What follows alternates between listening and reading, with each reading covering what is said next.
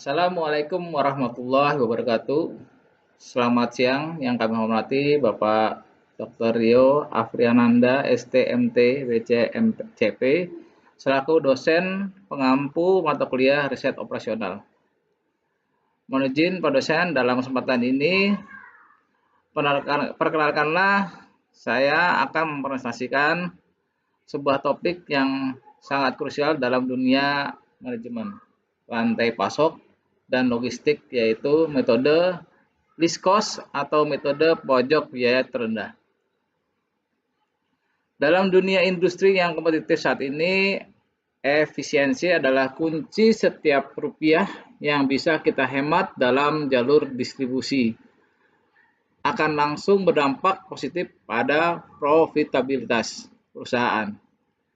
Kami akan membedah bagaimana metode ini bekerja secara sistematis untuk memberikan solusi alokasi biaya pengiriman dan optimal secara bertahap dan mengawali dalam perhitungannya.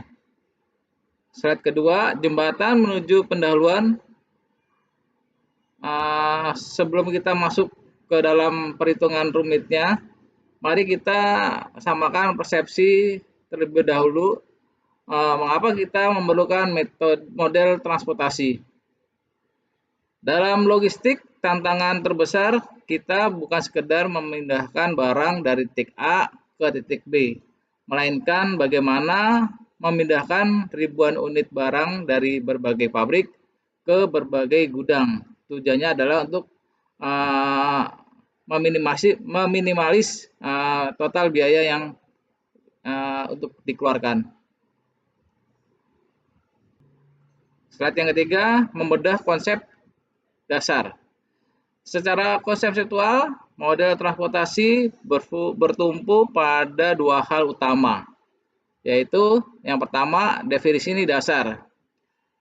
Definisi dasar ini berfokus pada bagaimana mendistribusikan satu jenis barang dari berbagai titik sumber seperti dari pabrik ke berbagai titik tujuan atau gudang dengan akumulasi biaya paling hemat. Kedua, struktur informasi setiap rute pengiriman yang menghubungkan sumber dan tujuan diasumsikan memiliki biaya per unit yang konstan atau tetap. Disinilah solusi awal sangat krusial karena berfungsi sebagai fondasi dasar sebelum kita melangkah ke tahap optimasi akhir.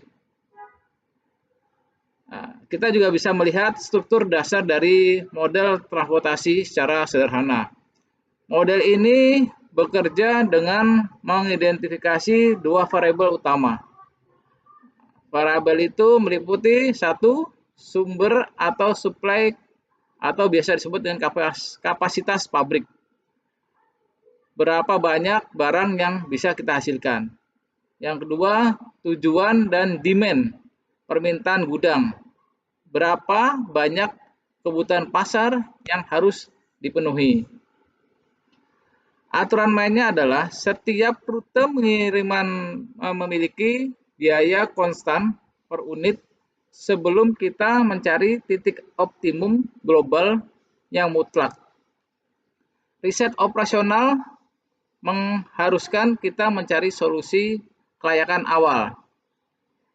Disinilah metode least cost pengambilan peran sangat penting. Lanjut slide 4. Mengapa kita memilih metode least cost dibandingkan metode klasik lainnya seperti Northwest Corner? Jawabannya ada pada tiga prinsip utama ini. Yang pertama adalah prioritas biaya. Kita tidak mengalokasikan barang secara acak dari pojok kiri atas tabel, melainkan secara cerdas mencari sel dengan biaya pengiriman termurah terlebih dahulu. Kedua, alokasi maksimal. Begitu kita menemukan rute termurah tersebut, kita habisi kapasitas atau permintaannya dengan mengalokasikan kuantitas sebanyak mungkin yang diizinkan oleh batas suplai dan permintaannya.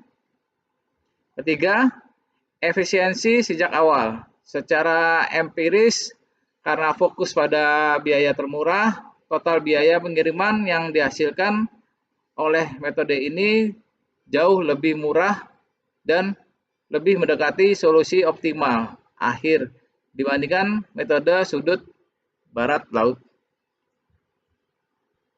Slide kelima, transisi ke algoritma dan perhitungan.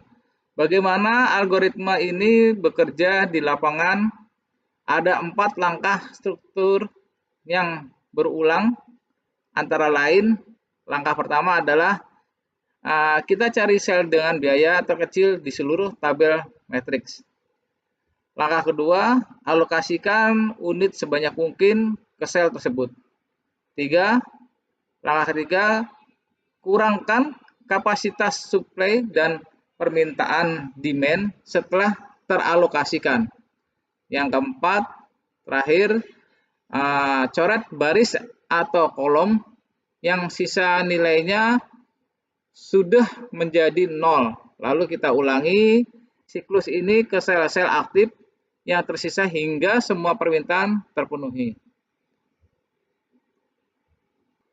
Yang keenam, selanjutnya kita uji algoritma tersebut pada studi kasus. Kasus seimbang balance sheet ini kita memiliki 3 pabrik. Contoh kasusnya adalah kita punya 3 pabrik, yaitu pabrik A, pabrik B, dan pabrik C. Serta 3 gudang yaitu X, Y, Z. Total kapasitas yang kita miliki adalah 90, 60, dan 50. Jadi total keseluruhan itu ada sekitar 200 unit. Tepat sama dengan total kebutuhan gudang yaitu 50, 110, 40.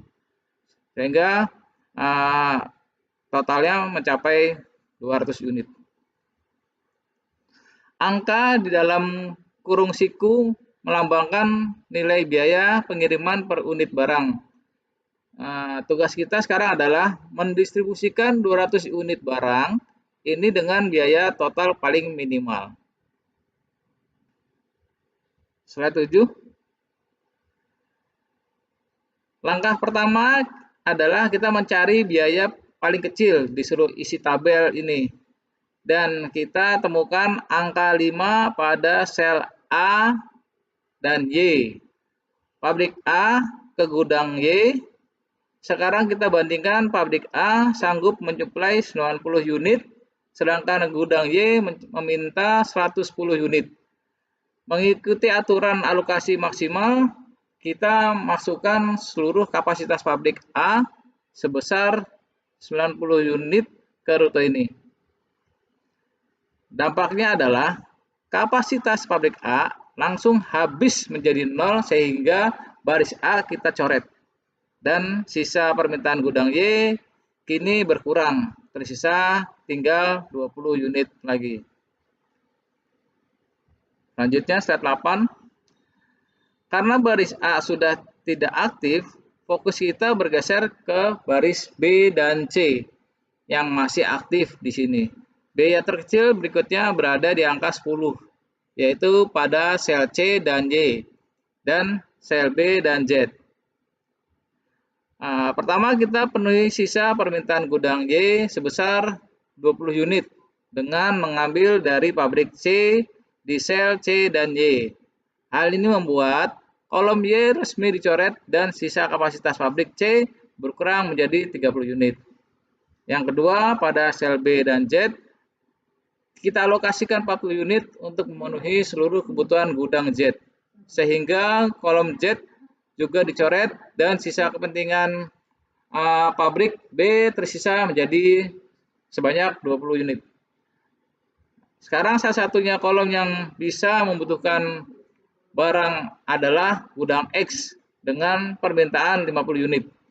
Sisa rute aktif kita hanya tinggal B dan X dengan biaya 15 dan CX dengan biaya 25.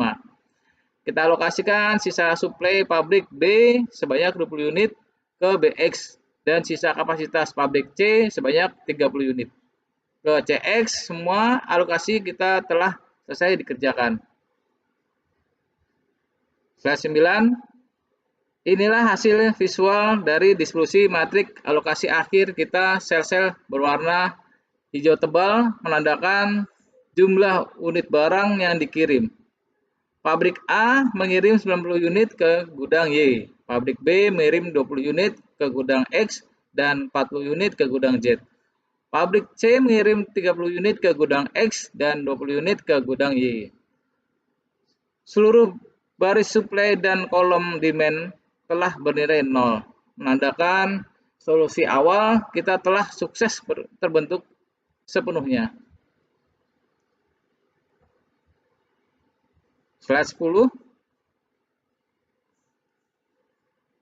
Mari kita buktikan tingkat efisiensi biaya dari skema distribusi ini menggunakan fungsi tujuan matematis.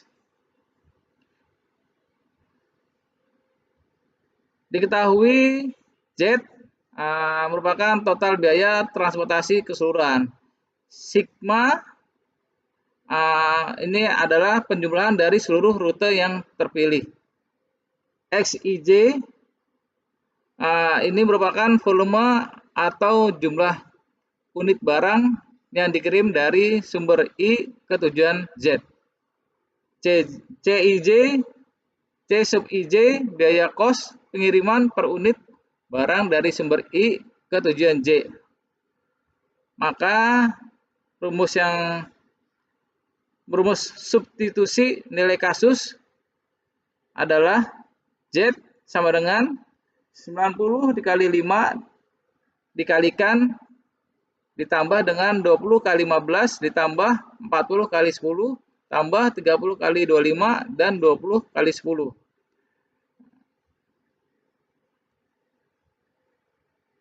Demikian presentasi yang dari kami. Mohon maaf bila ada kekurangan. Selamat siang. Assalamualaikum warahmatullahi wabarakatuh.